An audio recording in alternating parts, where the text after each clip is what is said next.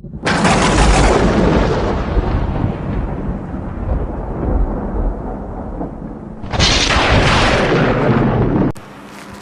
दोस्तों, genus running classes में आपका बहुत बहुत स्वागत है। दोस्तों आज हम स्टार्ट करेंगे क्लास 12th की फिज़िक्स का chapter number 1 electric charges and field. Chapter start करने से पहले दोस्तों मैं ये बताना चाहता हूँ, अगर आप बिहार बोर्ड से हैं, पंजाब बोर्ड से हैं, राजस्थान बोर्ड से हैं, हरियाणा बोर्ड से हैं या एमपी बोर्ड से हैं या अपने देश के किसी भी बोर्ड से हैं या फिर आप अपने सीबीएसई बोर्ड से हैं, central board of secondary education, आप इस वीडियो को बहुत अच्छे से फॉलो कर सकते हैं। ये वीडियो कम्प्लीटली एनसीईआरटी बेस्ड होगा और अपना जो हर वीडियो आएगा नेक्स्ट वो सभी अपने एनसीईआरटी बेस्ड होंगे।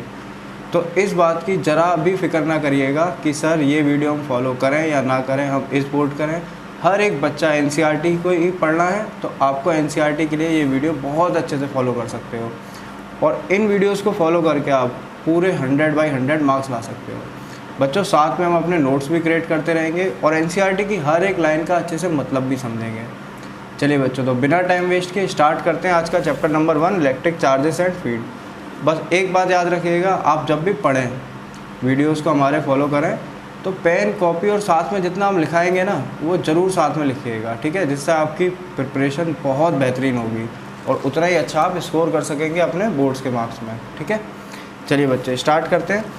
देखिए इलेक्ट्रिक चार्जेस एंड फील्ड, पहले पेन कॉपी निकाल के चैप्टर का नेम लिखिए, ठीक है, बिल्कुल अच्छे से प्रिपेयर करने वाले हम।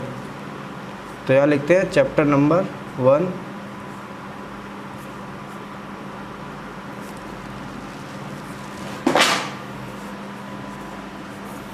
Electric charge and field.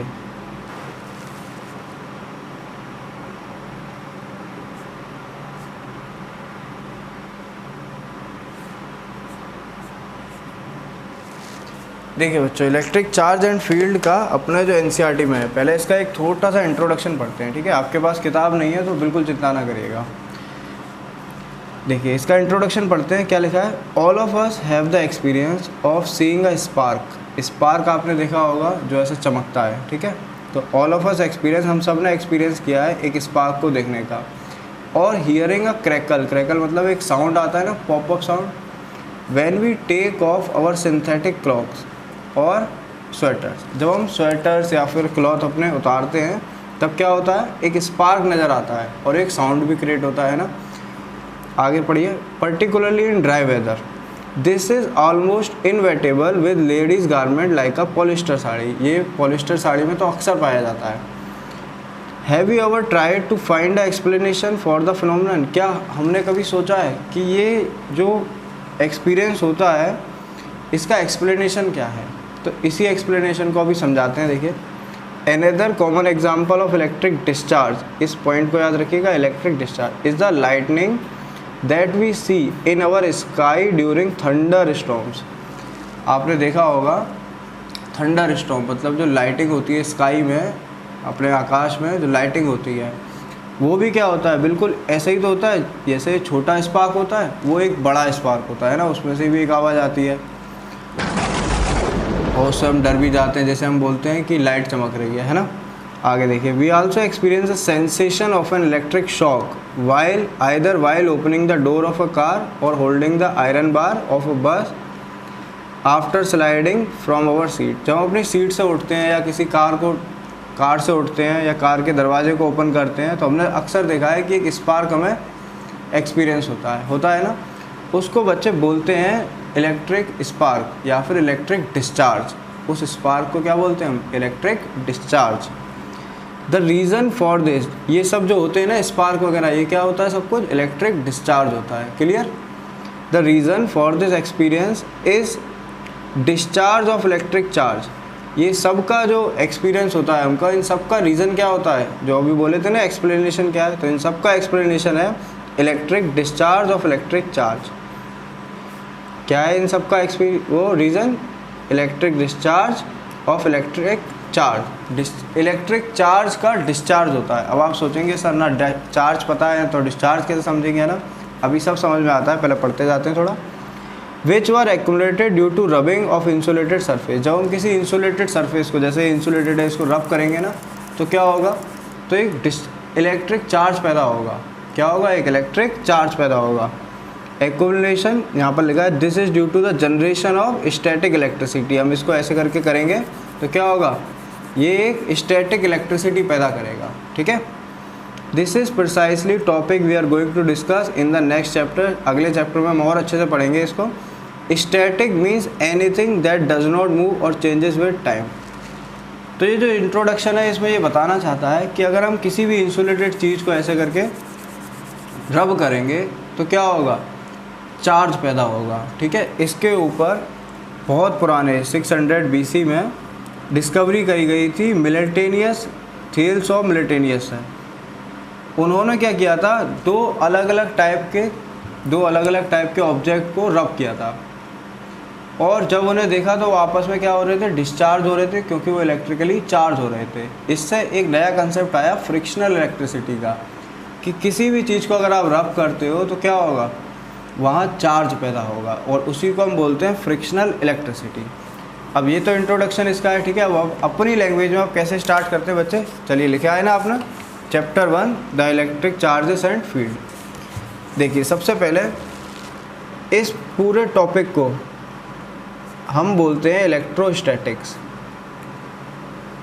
अपने NCERT के हिसाब से अगर हम बात करें तो chapter 1 electric charges and field and chapter 2 electric potential and capacitance, इन दोनों चैप्टर को एक ही टॉपिक में कन्वर्ट करते हैं, जिसको हम बोलते हैं इलेक्ट्रोस्टैटिक्स। ठीक है, आप कई किताबें पढ़ते होंगे, जैसे मॉडर्न ABC है, या फिर आपका क्या है, प्रदीप है, और भी सारी किताबें, SL अरोरा है। उन सब में इन दोनों चैप्टर को एक ही चैप्टर बोला जाता है, जिसको हम बोलते हैं इलेक्ट्रोस्टैटिक्स। तो हम इलेक्ट्रोस्टैटिक की डेफिनेशन समझते हैं। सबसे पहले इलेक्ट्रोस्टैटिक्स क्या होता है, लिखते जाइएगा, नोट्स बहुत बेहतरीन बनाएंगे हम। ठीक है, इलेक्ट्रोस्टैटिक्स क्या होता है? The branch of science, the branch of science that deals with the study of charges,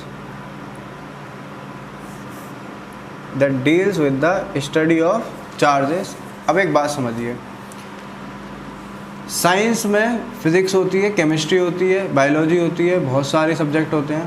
उसी सब्जेक्ट में फ़िज़िक्स के अंदर जो इलेक्ट्रोस्टैटिक्स है, वो इलेक्ट्रोस्टैटिक्स अपना स्टडी ऑफ किसका होता है? चार्जेस का। Study of charges at rest. क्या बोला जाता है? Study of charges at rest. बिल्कुल, अगर सिंपल डेफिनेशन बात करें तो। और बच्चों, आप इन फिज़िक्स के वीडियोस से अपने टीचर्स के भी कंसेप्ट को आराम से कंपेयर कर सकते हो। मतलब अपने टीचर से भी आप भिड़ सकते हो कि हमारे कंसेप्ट आपसे ज़्यादा अच्छे हैं, अगर आप एक एक बात को बहुत अच्छे से ध्यान से सुनेंगे तो।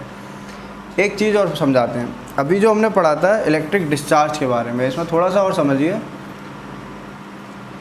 आपने लाइटिंग देखी, लाइटनिंग, तो आपके सामने जो स्क्रीन पर एक इमेज आ रही होगी, इसमें लाइटनिंग दिखा रहा है। लाइटनिंग क्या होती है, या फिर ये इलेक्ट्रिक डिस्चार्ज को थोड़ा और कंसेप्चुअली समझें तो, जब एक पॉजिटिव चार्ज दिख रहा है आपको, एक पॉजिटिव चार्ज एक नेगेटिव चार्ज से क्या होता है? मिलता है, तो वहाँ पर एक लाइटनिंग होती है।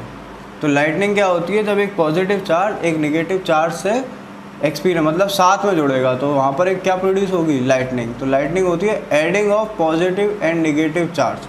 पॉजिटिव और नेगेटिव चार्ज अगर आपस में मिल जाते हैं तो उसको हम क्या बोलते हैं? लाइटनिंग। तो जो बिजली चमकती है वो हमें दिखती है, वो एक्चुअल में क्या होती है? एक पॉजिटिव चार्ज और नेगेटिव चार्ज का क्लाउड आपस में मिल जाता है, तो वहाँ पर प्रोड्यूस होती है बच्चे लाइटनिंग। उसी को हम बोलते हैं इलेक्ट्रिक डिस्चार्ज, कि जब चार्ज आपस में मिलते हैं तो डिस्चार्ज हो जाते हैं, ये न्यूट्रल हो जाएंगे, लेकिन जो प्रोड्यूस होगी वो क्या होगी? इलेक्ट्रिसिटी प्रोड्यूस होगी। क्लियर हुई? तो इलेक्ट्रिक डिस्चार्ज का क्लियर मीनिंग समझ में आया ना आपको, कि एक पॉजिटिव और नेगेटिव चार्ज जब आपस में मिलेंगे तो उसे हम बोलते हैं इलेक्ट्रिक डिस्चार्ज। और ये पॉजिटिव और नेगेटिव चार्ज पैदा कैसे होते हैं? By static electricity. मतलब किसी भी चीज़ को आप रब करेंगे तो उसमें क्या होगा? एक पॉजिटिव और नेगेटिव चार्ज पैदा होगा, जो आपस में मिलने के बाद एक डिस्चार्ज करेंगे, और उस डिस्चार्ज से लाइटनिंग आएगी और एक साउंड आएगा। क्लियर हुई ना बात? चलिए आगे बढ़ते हैं, यहीं पर दोबारा से स्टार्ट करते हैं अपना। The branch of science that we deals with the study of charges at rest. आगे लिखिएगा इसी भाई, forces between static charge forces between static charge और फील्ड एंड पोटेंशियल। अब ये ऐसे नए नए वर्ड हैं, पोटेंशियल, फील्ड, आपने 9th में 10th में कभी नहीं सुने होंगे, कभी नहीं पढ़े होंगे, तो चिंता तो बिल्कुल ना करिएगा, सब समझ में आएगा आपको। Potential due to these charges, और साथ साथ लिखिएगा जरूर, is called electrostatics, is called electrostatics.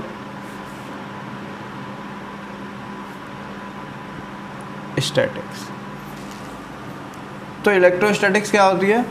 Branch of science होती है जो डील करती है study of charges at rest. जो चार्ज रेस्ट पर है, मतलब पूरी इलेक्ट्रोस्टैटिक्स में या पूरे चैप्टर 1 में आपके चार्ज मूव नहीं करेंगे। चैप्टर 1 चैप्टर 2 में चार्ज मूव नहीं करेंगे। क्यों? क्योंकि यहाँ पर जो इलेक्ट्रोस्टैटिक्स का मतलब है वो क्या है? इलेक्ट्रो का मतलब होता है चार्ज से, और स्टैटिक का मतलब होता है बच्चों रेस्ट। स्टैटिक का दूसरा मीनिंग क्या होता है? रेस्ट। तो चार्ज एट रेस्ट के बारे में ही पढ़ना इलेक्ट्रोस्टैटिक्स पढ़ने के समान होता है। क्लियर है? तो फोर्स बिटवीन स्टैटिक चार्ज, अब इनके बीच में हम पढ़ेंगे क्या क्या? फोर्स के बारे में पढ़ेंगे कि दो स्टैटिक चार्जेस, ये भी रुका होगा हमेशा, ये भी रुका होगा, कि इनके बीच में फोर्स कितना है, या फिर इनसे प्रोड्यूस होने वाला फील्ड क्या होता है। फील्ड आपको आगे समझ आएगा। पोटेंशियल क्या होता है इन चार्जेस की वजह से। इसी स्टडी को हम बोलते हैं इलेक्ट्रोस्टैटिक्स। क्लियर? ऐसे ही एक और स्टडी होती है जिसको हम इलेक्ट्रोडायनामिक्स बोलते हैं, तो इसके बारे में भी थोड़ा लिखिए आप, इलेक्ट्रोडायनामिक्स। और बच्चे आपने कभी न्यूमेरिकल सॉल्व नहीं करे आज तक अपने हाथ से, तो इन वीडियोस को फॉलो करने के बाद आप न्यूमेरिकल बहुत प्यार से सॉल्व कर पाएंगे। हम साथ साथ इस वीडियो में भी बहुत न्यूमेरिकल सॉल्व करने वाले हैं आगे, और आगे आप खुद से भी सॉल्व करेंगे। हम वीडियोस में आपको न्यूमेरिकल प्रेजेंट करेंगे, वो आप खुद से सॉल्व कर पाएंगे। ठीक है, चलिए इलेक्ट्रोडायनामिक्स के बारे में लिखिए। The study of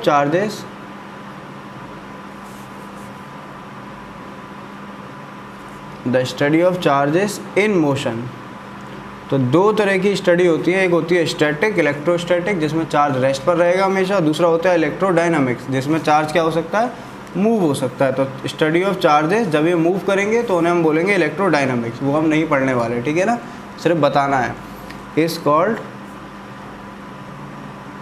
called electrodynamics. हम क्या पढ़ने वाले हैं? इलेक्ट्रोस्टैटिक्स, डायनामिक्स नहीं। ठीक है, चलिए डायनामिक्स पढ़ेंगे आगे जाके पढ़ने वाले हैं क्लास 12th में, लेकिन आज नहीं। चैप्टर 1 चैप्टर 2 में सिर्फ इलेक्ट्रोस्टैटिक्स। अब बच्चे लिखिए इलेक्ट्रिक चार्ज। इलेक्ट्रिक चार्ज क्या होता है भाई? चलिए लिखिए, चार्ज इज द, ये जो चार्ज होता है ना, पॉजिटिव चार्ज होता है, नेगेटिव, ये होता क्या है एक्चुअल में? Charge is a fundamental. Fundamental क्या होता है सर? फंडामेंटल जो बिल्कुल लास्ट होता है, मतलब जिसको आप डिफाइन नहीं कर सकते एक्चुअल में, बिल्कुल लास्ट। जैसे हमारा मास होता है कि इस पर्सन का मास 50 kg है, तो बस हमें ये समझ में आता है कि इसका मास 50 है और दूसरे का 60 है, तो दूसरा वाला ज़्यादा भारी होगा। ऐसे ही मतलब फंडामेंटल चीज़ है ना, कि हम अगर एक इंसान है तो हमारा एक मास ज़रूर होगा, या कोई ऑब्जेक्ट है तो उसका मास ज़रूर होगा। तो ऐसे ही हर ऑब्जेक्ट के पास एक चार्ज भी ज़रूर होता है। इसलिए charge is a fundamental property of any substance. Charge हर सब्सटेंस के पास होता ही है। Charge is a fundamental property of any substance that makes, लिखिए, दैट मेक्स इट पॉसिबल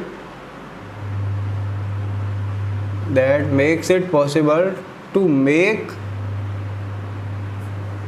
और exert electrical forces or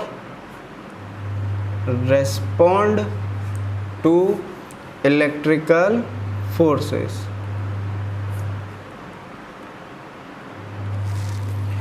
charge क्या होता है? चार्ज एक फंडामेंटल प्रॉपर्टी होती है हर सब्सटेंस की, चाहे कोई भी सब्सटेंस हो, चाहे ये बुक हो, चाहे कॉपी हो, चाहे पेन हो, चाहे हम लोग हो, चाहे ये अर्थ हो, चाहे क्लाउड्स हो, हर चीज़ के पास, हर सब्सटेंस के पास चार्ज होगा ही, आइदर पॉजिटिव और नेगेटिव, और it can be neutral, zero भी हो सकता है। ठीक है, आगे समझेंगे अभी।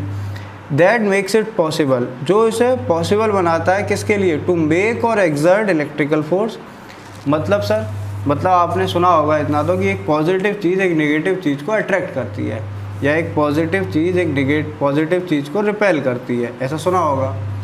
तो ये रिपेल या अट्रैक्ट करना मतलब एक दूसरे के ऊपर फोर्स लगाना कि तुम मेरे पास आओ। पॉजिटिव नेगेटिव से कहता है या नेगेटिव पॉजिटिव से कि तुम मेरे पास आओ। इसका मतलब है कि ये एक दूसरे को अपने पास बुला रहे हैं। किस चीज़ से बुला रहे हैं? आवाज़ दे के तो नहीं बुलाएंगे, ये इलेक्ट्रिकल फोर्स से बुलाते हैं। क्लियर है?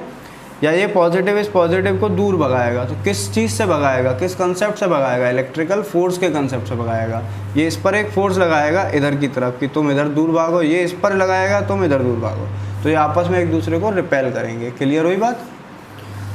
तो इलेक्ट्रिक चार्ज क्या होता है? एक फंडामेंटल प्रॉपर्टी जो क्या करती है, जो इनको पॉसिबल बनाती है इलेक्ट्रिकल फोर्स के लिए रिस्पॉन्ड करने के लिए, इलेक्ट्रिकल फोर्स प्रोवाइड करने के लिए। टू मेक और एक्सर्ट, या तो क्या होगा, रिस्पॉन्ड करेगा या एक्सर्ट करेगा, या तो अपनी खींचेगा या खींचेगा। समझ पा रहे हो बात? और respond to electrical forces. Clear? अब आगे कुछ चीज़ें आपको याद रखनी होंगी नई। एसआई यूनिट, तो चार्ज समझ गए ना, एक फंडामेंटल प्रॉपर्टी है हर सब्सटेंस की जो इलेक्ट्रिकल फोर्स प्रोड्यूस करती है या रिस्पॉन्ड करती है। अब आती है एसआई यूनिट। एसआई यूनिट क्या होती है?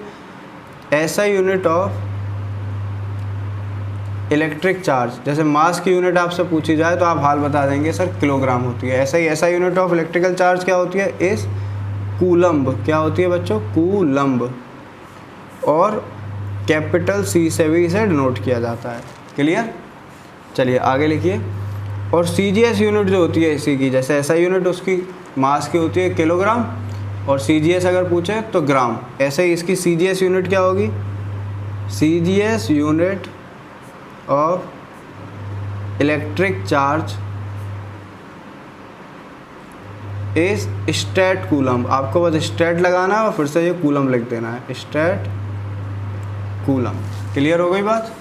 जिसे आप स्टेट कैपिटल सी से भी डिनोट कर सकते हैं। अब आगे समझिएगा इन दोनों के बीच में रिलेशन। फॉर एग्जांपल आपको पता है 1 किलोग्राम में 10 की पावर 3 ग्राम होते हैं, या 1000 ग्राम होते हैं, हमको पता है। ऐसे ही एक कूलम में बच्चों 3 × 10 की पावर 9 स्टेट कूलम होते हैं। ये आपको याद रखना है। अभी अगर इसकी प्रूविंग करेंगे तो वो भी हो जाएगी आराम से, है ना, लेकिन हम याद रख सकते हैं अभी कि एक कूलम में बच्चों 3 × 10⁻⁴ स्टेट कूलम होते हैं। क्लियर? आगे कुछ इंपॉर्टेंट चीज़ें लिखते हैं। एक ब्लॉक बना लीजिए यहाँ पर। ये चीज़ें आपको याद रहनी चाहिए जब आप पूरा इलेक्ट्रोस्टैटिक्स पढ़ रहे होंगे।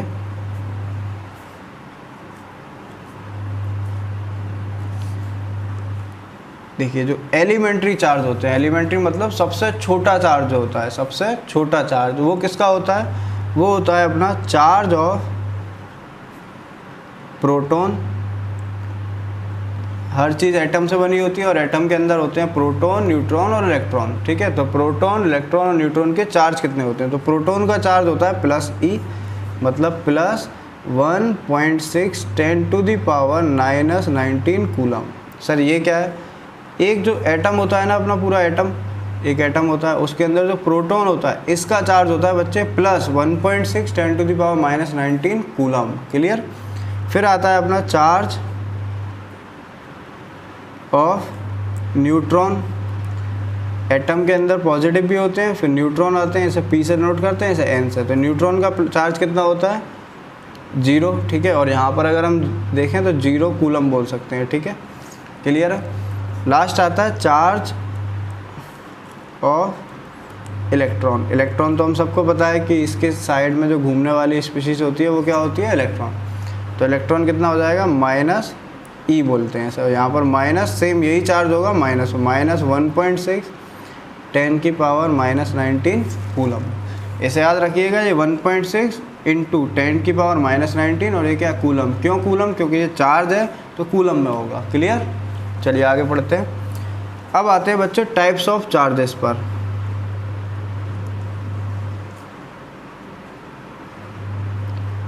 टाइप्स ऑफ चार्जेस पर। चार्ज कितने प्रकार के होते हैं? तो चार्ज 2 प्रकार के होते हैं। Charges are of 2 types. 2 प्रकार के कौन से? Positive and negative. आप यहाँ पर लिख सकते हो, that is positive and negative charge. Clear हुई बात? चलिए आगे लिखते हैं इसी में। तो समझ में आया ना, चार्ज कितने प्रकार के होते हैं? 2 टाइप के। अब वो 2 टाइप के चार्ज कौन कौन से होते हैं? पहला आता है पॉजिटिव चार्ज,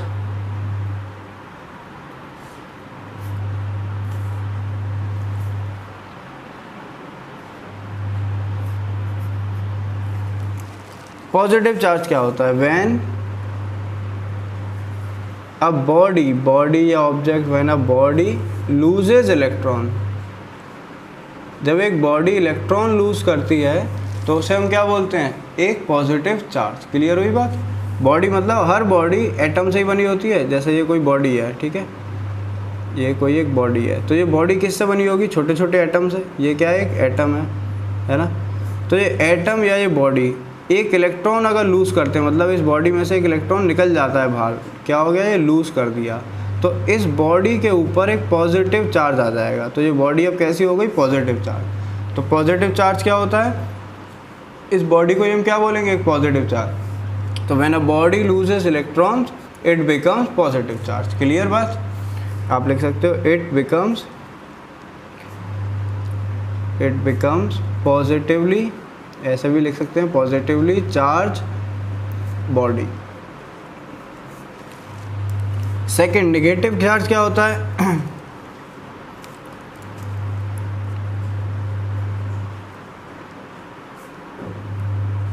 नेगेटिव चार्ज क्या होता है? इससे भी ध्यान से समझिएगा। When a body gain electrons it becomes या इट एक्वायर्स मतलब वो एक्वायर कर लेती है, उसके पास आ जाता है। क्या आ जाता है? It acquires negative charge. इससे एक कंसेप्ट आपको याद रखना है कि जैसे ये बॉडी समझाई थी पॉजिटिव चार्ज, ऐसे ही अगर एक बॉडी है, ठीक है, तो इस बॉडी से अगर इलेक्ट्रॉन निकलता है तो ये पॉजिटिव बनती है। ऐसे ही अगर इस बॉडी पे कहीं बाहर से एक इलेक्ट्रॉन आता है, इस पर इलेक्ट्रॉन अगर आता है, ये इलेक्ट्रॉन ये बॉडी क्या करेगी? गेन करेगी, तो ये बॉडी क्या बन जाएगी? नेगेटिव चार्ज एक्वायर कर लेगी। ये बॉडी अब नेगेटिवली चार्ज बॉडी बन जाएगी। क्लियर हुई बात? जो प्रोटॉन होता है उसको ना आप निकाल सकते हो ना उसे आप ले सकते हो, ना तो प्रोटॉन को गेन कर सकते हैं ना तो प्रोटॉन को लूज़ कर सकते हैं। जो भी होता है वो सिर्फ इलेक्ट्रॉन का कंसेप्ट होता है। इलेक्ट्रॉन बाहर निकल रहा है तो ये पॉजिटिव बन गया, इलेक्ट्रॉन अगर अपने पास आ रहा है, बॉडी के पास आ रहा है, तो ये नेगेटिव बन गया। क्लियर हुई बात? तो नेगेटिव चार्ज और पॉजिटिव चार्ज क्लियर समझ में आया? चलिए अब आगे बच्चे इसी में ही कंसेप्ट समझते हैं हम। प्रॉपर्टीज़ ऑफ चार्जेस, मतलब ये जो चार्जेस होते हैं इनकी कुछ प्रॉपर्टीज़ होती हैं, विशेषताएं। वो क्या होती हैं? Properties of electric charge.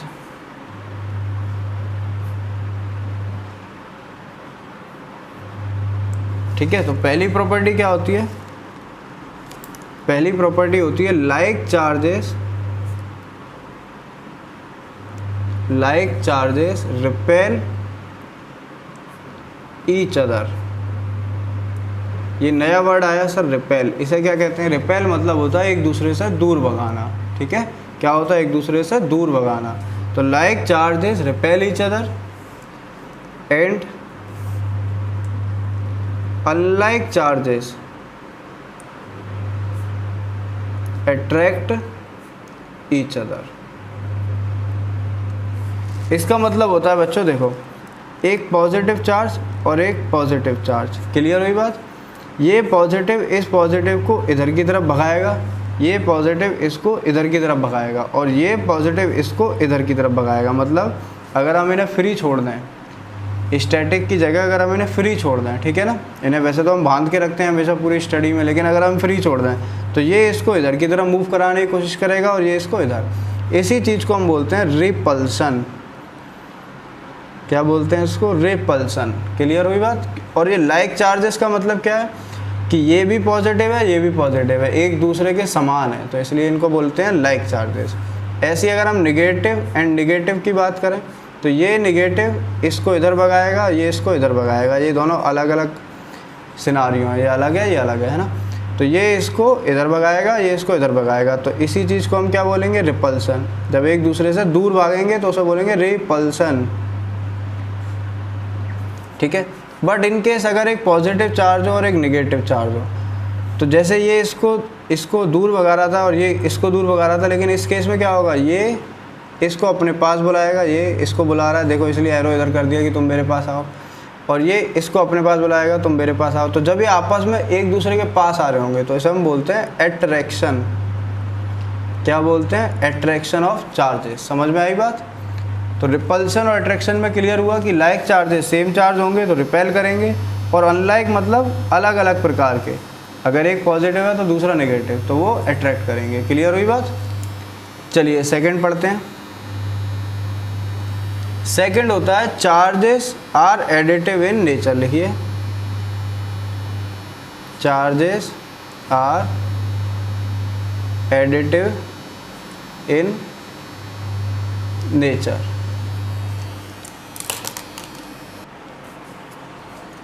देखिए, charges are additive in nature, इसके लिए एक एग्जांपल लेते हैं। ठीक है, देखिए एक बॉक्स बनाते हैं,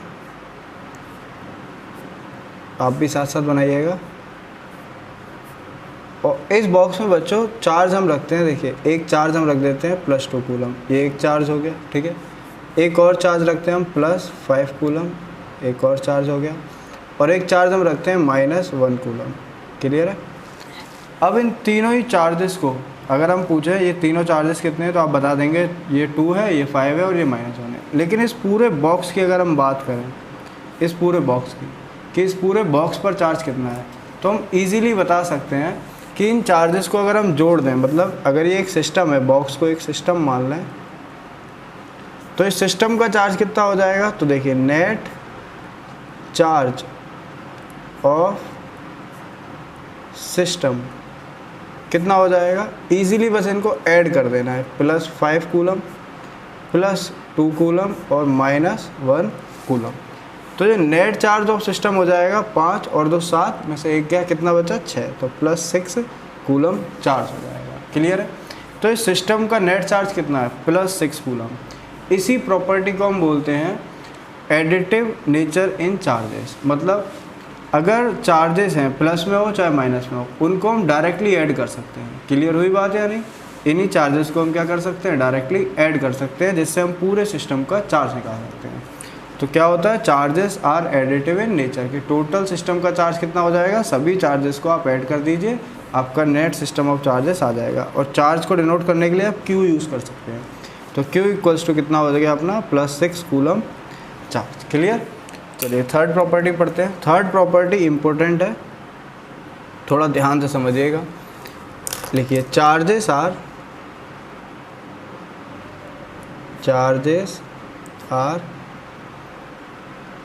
क्वांटाइज्ड। ये एक नया वर्ड है, इसको ध्यान से समझिएगा। Quantized, QUANTIZED, quantized. ठीक है, क्वांटाइज्ड इन नेचर। और दैट इज, इसको एक और तरीके से बोला जाता है क्वांटाइजेशन ऑफ चार्ज। आपसे टीचर पूछ सकते हैं कि क्वांटाइजेशन ऑफ चार्ज क्या होता है। क्वांटाइजेशन ऑफ चार्ज, ठीक है, इसको थोड़ा सा डिफाइन करते हैं। क्वांटाइज्ड, एडिटिव का मतलब क्या होता है, सिर्फ जोड़ देना सभी चार्जेस को, लेकिन क्वांटाइज का मतलब समझिएगा अच्छे से। इट इज़ द प्रॉपर्टी, लिखिए इसी में, it is the property by virtue, जिसकी वजह से, by virtue of which the charge on any body, the charge on any body is an integral। Integral तो मतलब समझते हैं ना, इंटीग्रल मतलब 1 2 3 4, ये क्या होते हैं, इंटीजर्स। -1 2 3 4 ये क्या होते हैं, इंटीजर्स। नंबर सिस्टम में हमने पढ़ा है ना इंटीजर्स, ठीक है। +1 2 3 4, तो वहीं से वर्ड आया इंटीग्रल। मल्टीपल मतलब multiply, multiple of charge of an electron, ठीक है। इलेक्ट्रॉन को, चार्ज को हम ई से डिनोट कर सकते हैं ऐसे ब्रैकेट में। क्लियर? तो क्वांटाइजेशन ऑफ चार्ज क्या होता है, देखिए इसका एक फॉर्मूला होता है Q = NE। आप समझते हैं इसको, कि क्वांटाइजेशन ऑफ चार्ज या charge are quantized in nature, इसका मतलब है ये एक प्रॉपर्टी है जिसकी वजह से चार्ज ऑन एनी बॉडी, दुनिया की कोई भी बॉडी हो, कोई भी बॉडी, उस पर जो चार्ज होगा is an integral multiple. Integral multiple का है, इंटीग्रल ये रहा, इंटीग्रल मतलब एन, ये है integral multiple of charge of an electron. और ई क्या है यहाँ पर, चार्ज ऑफ एन इलेक्ट्रॉन।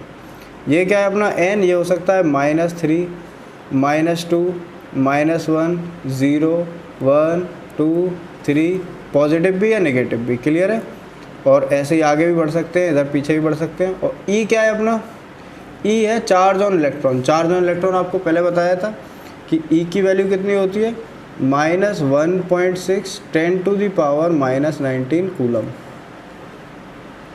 तो इसका मतलब क्या है, इसका मतलब है कि कोई भी बॉडी हो दुनिया की, उस अगर वो चार्ज है तो उसके ऊपर जो चार्ज होगा वो या तो 1 × 1.6 × 10⁻⁻⁹ कूलम इतना होगा, या 2 × 10⁻, मतलब n की ये वैल्यू इतनी ही होगी।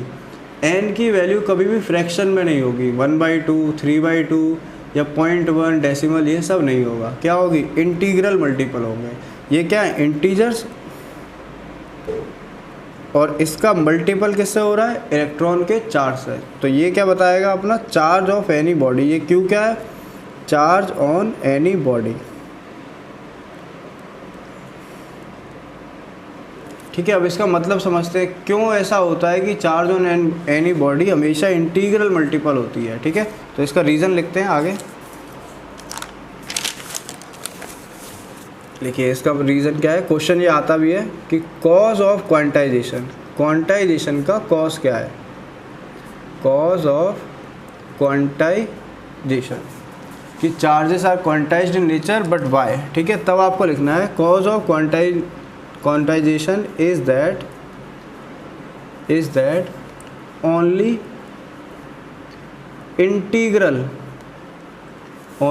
Integral multiple of electron can be transferred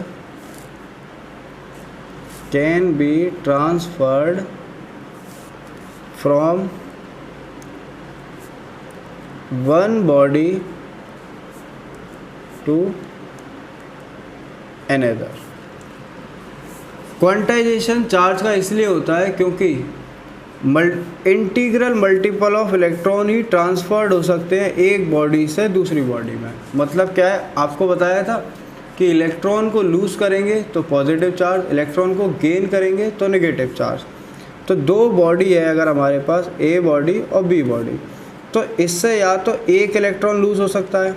कितना इलेक्ट्रॉन लूज़ हो सकता है, एक इलेक्ट्रॉन। अब इसे ध्यान से समझिएगा, अगर हम एक इलेक्ट्रॉन लूज़ करते हैं, 1 इलेक्ट्रॉन है ना, तो इसके ऊपर चार्ज कितना आएगा, ए वाली बॉडी के ऊपर चार्ज कैसा आएगा सर, पॉजिटिव चार्ज। कितना आएगा, पॉजिटिव 1.6 ×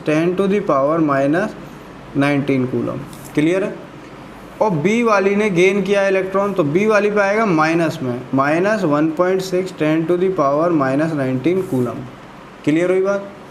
अगर ये इलेक्ट्रॉन 2 लूज़ करता है, ठीक है, ये तो पहला वाला समझ में आ गया, केस 1। केस 2 ऐसा मान लें कि अगर इन्हें 2 इलेक्ट्रॉन लूज़ करे, 2 इलेक्ट्रॉन अपनी शेल से 2 इलेक्ट्रॉन लूज़ कर दिए ए बॉडी ने, तो इस पर चार्ज आएगा 2 × इलेक्ट्रॉन का चार्ज पॉजिटिव में, प्लस 2 × 1.6 10⁻⁻⁹ कूलम, और इसके ऊपर नेगेटिव में आएगा -2 × 10⁻⁻1.6 10⁻⁻⁹ कूलम। क्लियर हुई बात। अगर देखें तो ये कितना होगा, 3.2 10⁻⁻⁹ और ये हो जाएगा -3.2 10⁻⁻⁹। या तो इलेक्ट्रॉन 1 लूज़ हो सकता है, या 2, या फिर इलेक्ट्रॉन 3 लूज़ हो सकते हैं, या इंटीग्रल NE लूज़ हो सकते हैं। क्लियर हुई। आधा इलेक्ट्रॉन तो लूज़ नहीं हो सकता, या 3.2 के 1 इलेक्ट्रॉन तो पूरा लूज़ हो गया, फिर आधा इलेक्ट्रॉन लूज़ हो गया, नहीं, क्योंकि इलेक्ट्रॉन सबसे छोटा पार्ट होता है, सबसे छोटा पार्टिकल होता है। तो इलेक्ट्रॉन या तो 1 होगा, या 2 होंगे, या 3 होंगे। क्लियर हुई ना बात। तो इसलिए quantization of nature, quantization of charge होता है, क्योंकि only integral multiple of electron, integral मतलब 1 2 3 के मल्टीपल में इलेक्ट्रॉन क्या हो सकते हैं, ट्रांसफर्ड हो सकते हैं from one body to another. अब इस पर एक क्वेश्चन करते हैं तो हमें समझ में आएगा अच्छे से। क्वेश्चन लिखिए,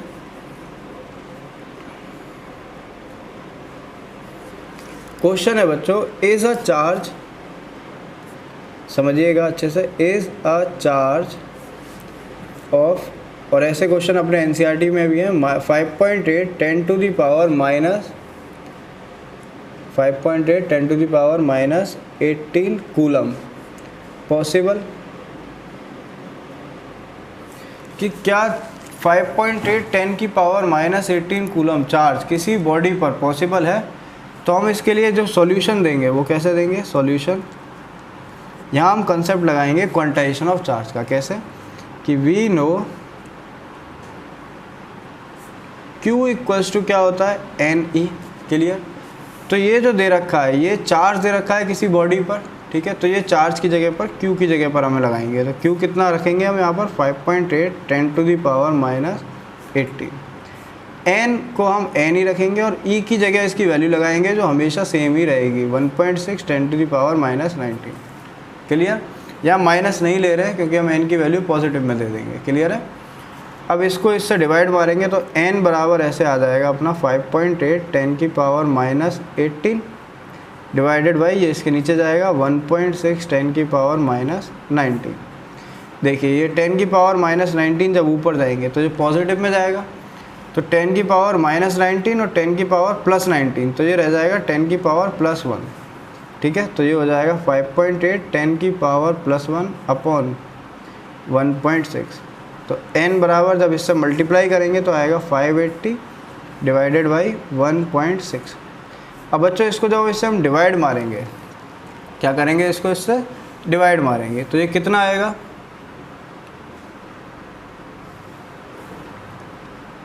ये आ जाएगा अपना 3, इसको आप कैलकुलेट कर सकते हैं। देखिए 5.8 10 की पावर माइनस 19, ये ऊपर गया 10 की पावर प्लस 19 में, ये 10 की पावर प्लस 1 हुआ तो ये 58 होगा, सॉरी 5, ये 58 हो जाएगा, ठीक है।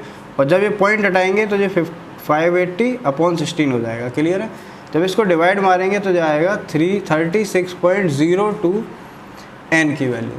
अब n की वैल्यू कैसी आई है, क्या 36 आई है, नहीं 36.02 आई है, मतलब पॉइंट में भी तो आई है।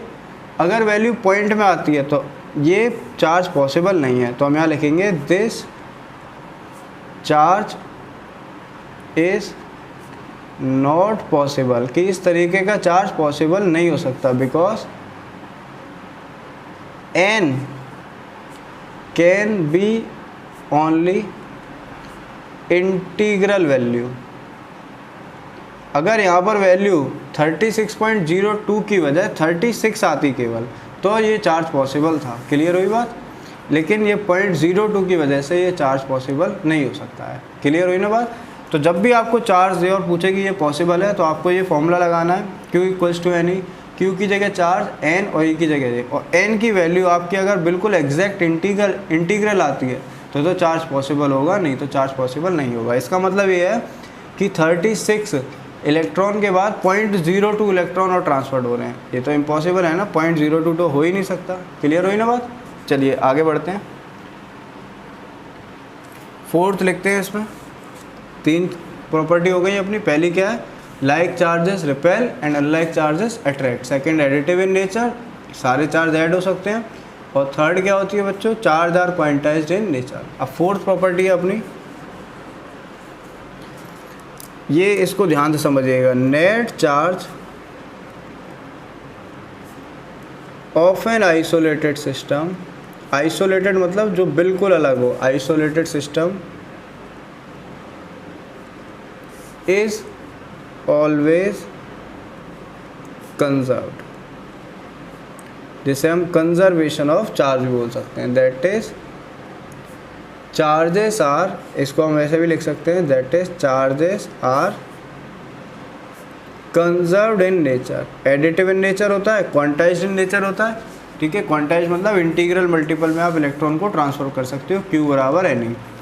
ऐसे ही charges are conserved in nature, कि चार्जेस कंजर्व्ड इन नेचर भी होते हैं, या इसको हम कंजर्वेशन ऑफ चार्ज भी बोल सकते हैं। इसका क्या मतलब है कि अगर एक एक्सपेरिमेंट है, मान लीजिए यूरेनियम होता है 238 इसका मास होता है और 92 इसका क्या होता है, एटॉमिक नंबर।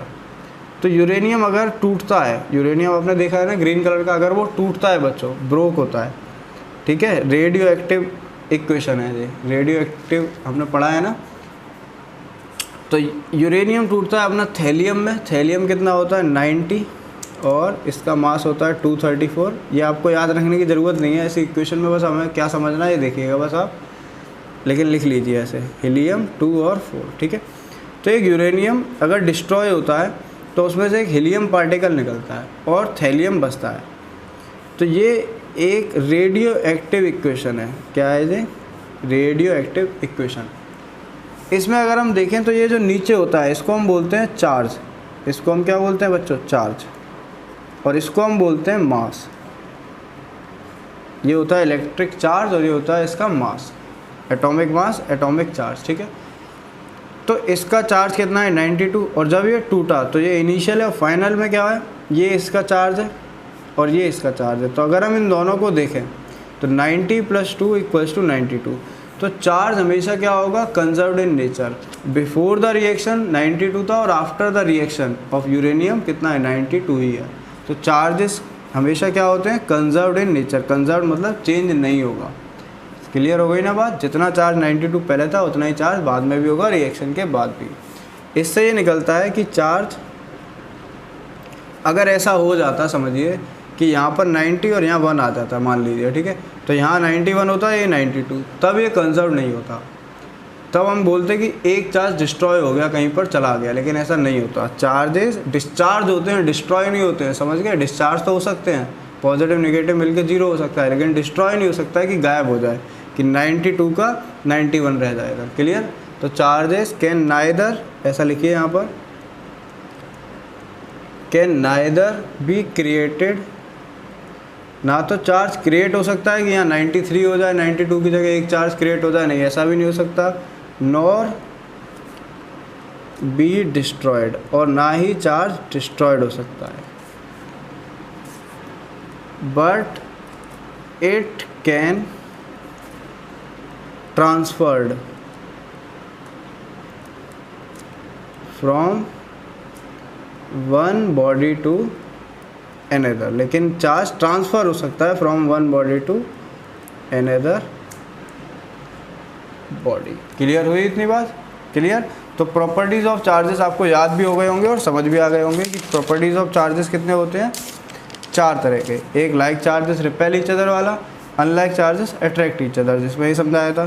फिर चार्जेस एडिटिव इन नेचर, कि आपको कितने भी चार्ज देखें यहाँ पर, जैसे अगर हम और ऐड कर दें तो आंसर चेंज हो जाएगा। क्लियर हो गई ना बात? सिर्फ करना क्या, बस ऐड कर देना है। थर्ड, क्वांटाइज्ड इन नेचर, जिसको आप हमेशा याद रखिएगा कि क्वांटाइज्ड इन नेचर का मतलब क्या होता है कि चार्ज हमेशा इंटीग्रल मल्टीपल में ही हो सकता है इलेक्ट्रॉन के, Q = Ne। क्लियर? और फोर्थ होता है charges are always conserved in nature, और इस तरीके के न्यूमेरिकल आपको आने चाहिए। चलिए नेक्स्ट लिखते हैं। बहुत इंपॉर्टेंट टॉपिक है अपने चैप्टर का, कूलम्स लॉ।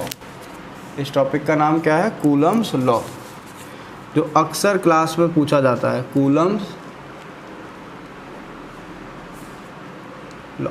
कूलम्स एक साइंटिस्ट थे जिन्होंने चार्जेस के फोर्सेस के बारे में बात किया था, कि एक चार्ज दूसरे चार्ज को ये क्या करेंगे? अट्रैक्ट करेंगे ना। किस फोर्स से अट्रैक्ट करेंगे? वो फोर्स हम न्यूटन में पढ़ते हैं ना, जैसे कोई किसी को अगर पुल करता है, धक्का मारता है, ठीक है, लेकिन अगर वो धक्का तेज़ मारता है तो हम ये कहते हैं कि ये ज़्यादा फोर्स से धक्का मारा है और पहले वाला कम फोर्स है। तो उसी फोर्स के बारे में, चार्जेस के फोर्सेस के बारे में बताया था कूलम्स ने।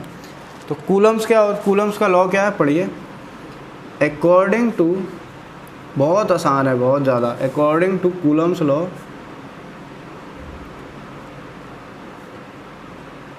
According to Coulomb's law the magnitude मतलब वही कितने फोर्स है, 10 न्यूटन, 20 न्यूटन, 100 न्यूटन, है ना, उसको हम बोलते हैं मैग्नीट्यूड उस फोर्स का। ठीक है? तो क्या है? According to Coulomb's law the magnitude of electrostatic force. Electrostatic क्यों? क्योंकि चार्ज जो होंगे वो रेस्ट पर होंगे। ये चार्ज कैसे हैं? रेस्ट पर। तो इनके बीच में जो फोर्स होगा हम उसे इलेक्ट्रोस्टैटिक फोर्स बोलेंगे। Clear? The magnitude of electrostatic force between two charges, between two charge की जगह हम लिखेंगे पॉइंट चार्जेस, क्योंकि जो चार्ज होते हैं वो बहुत छोटे होते हैं। सर पॉइंट क्यों बोलते हैं? क्योंकि इनका ना साइज नहीं होता। हम कहते हैं कि ये बहुत ही पॉइंट चार्ज है, मतलब बहुत ही छोटे चार्ज बोलते हैं इन्हें, इनका कोई साइज डिफाइन नहीं होता, इसलिए हम इनको पॉइंट चार्ज बोलते हैं। Point charge is directly proportional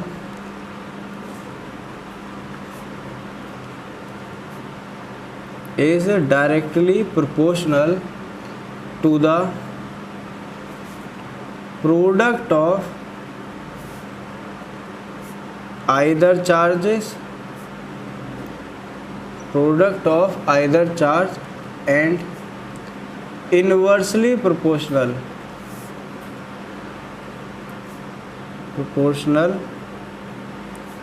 to the square of distance between them। मतलब समझिएगा कितना आसान है। एक चार्ज है Q1, एक चार्ज है Q2, क्लियर है। Q1 और Q2 क्या है सर? Q1 और Q2 इनके चार्जेस हैं, जैसे 10 कूलम या फिर 20 कूलम, क्लियर है। तो Q1 Q2 क्या है? दो चार्जेस हैं, और ये आपस में बच्चों R डिस्टेंस पर, कितने डिस्टेंस पर? R डिस्टेंस पर रखे हुए हैं, क्लियर। तो इन पर लगने वाला जो फोर्स होगा, फोर्स F, वो डायरेक्टली प्रोपोर्शनल होगा इलेक्ट्रोस्टैटिक फोर्स। ये F क्या है अपना? F के नीचे आप इलेक्ट्रिक भी लिख सकते हो, ऐसे इलेक्ट्रोस्टैटिक्स। तो जो electrostatic force between two point charges, इन दोनों के बीच में जो इलेक्ट्रोस्टैटिक फोर्स होगा is directly proportional to the product of the either charge, इन दोनों के प्रोडक्ट के डायरेक्टली प्रोपोर्शनल होगा। तो ये डायरेक्टली प्रोपोर्शनल का साइन, और ये प्रोडक्ट मतलब मल्टीप्लाई Q1 इंटू Q2। तो फोर्स डायरेक्टली प्रोपोर्शनल होगा इनके चार्जेस के मल्टीप्लाई पे, product of the either charge, and inversely proportional to the square of the distance between them. दोनों के बीच में डिस्टेंस कितना है सर? R। तो F इनवर्सली प्रोपोर्शनल कैसे होता है? ऐसे 1 में करते हैं R स्क्वायर। तो ये हो जाएगा inversely proportional to the square of the distance between them. Clear हुई बात? क्लियर है। ये भी यही F है। तो यहाँ पर इलेक्ट्रिक फोर्स F फिर से लिखते हैं और इन दोनों को कंबाइन करते हैं, कंबाइनिंग बोथ। यहाँ पर हम लिख सकते हैं कंबाइनिंग, इसे इक्वेशन 1 बोल दीजिए, इसे इक्वेशन 2, कंबाइनिंग 1 इक्वेशन एंड 2। तो F directly proportional to Q1 Q2 upon क्या हो जाएगा? R square. क्लियर हुई बात? अब बच्चों जब भी प्रोपोर्शनल हटता है तो एक कांस्टेंट आता है ना, तो प्रोपोर्शनल हटाएंगे तो हम लगाएंगे F, प्रोपोर्शनल हटा के इक्वल्स टू, ये हटाया क्या लगाएंगे? Q K Q1 Q2 upon R square, जहाँ पर K क्या है? K is proportionality constant.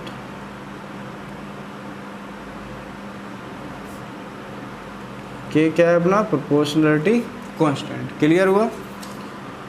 तो F इक्वल्स टू, अब ध्यान से समझिएगा, इस K को ना और डिफाइन किया गया है। मतलब K को आपको याद रखना है कि सर K एक नया डिफाइन होता है 1/4 पाई एप्सिलॉन नॉट, 1/4 पाई, 4 पाई वही 3.14 या 22/7, और एक नया जो आया है E के नीचे छोटा सा ये लगा है सर्कल, इसे हम बोलते हैं एप्सिलॉन, EPSILON, एप्सिलॉन नॉट। इसको हम बोलते हैं नॉट और इसको हम बोलते हैं एप्सिलॉन नॉट, ठीक है। तो ये हो गया एप्सिलॉन नॉट। तो यहाँ पर K की जगह पर हम अब पूरा तरीके से लिख सकते हैं 1/4 pi epsilon not Q1 Q2 upon R square. Clear हुई इतनी बात? और बच्चों ये 1/4 पाई एप्सिलॉन नॉट की जो वैल्यू होती है ये हमें याद होनी चाहिए, कितनी होती है? ये कांस्टेंट नंबर है, ये भी कांस्टेंट, ये भी कांस्टेंट, ये भी कांस्टेंट। तो इस पूरे की वैल्यू होती है 9 × 10⁹। याद रखिएगा इसकी वैल्यू कितनी होती है? 9 × 10⁹। तो F बराबर अपना हो जाएगा 9 10⁹ Q1 Q2 upon R square. Clear हुई बात? तो F बराबर कितना होता है? 9 × 10⁹ Q1 Q2 upon R square in MKS। ये क्या है? MKS सिस्टम में। अपन को एक चीज़ याद रखनी है कि जो Q1 होगा वो कूलम्ब में होना चाहिए, हमेशा, क्लियर है ना। Q2 होगा वो भी हमेशा कूलम में होना चाहिए, और जो R होगा वो हमेशा मीटर में होना चाहिए, M में। मतलब सर अगर ये सेंटीमीटर में दे रखा है तो प्लीज़ आप इसको चेंज कर लीजिएगा किस में, मीटर में। क्लियर हुई ना बात, ये हमेशा किस में होना चाहिए, मीटर में। और जो फोर्स का आंसर आएगा वो आएगा अपना न्यूटन में। क्लियर है। अब ये फोर्स के दो नेचर हो सकते हैं।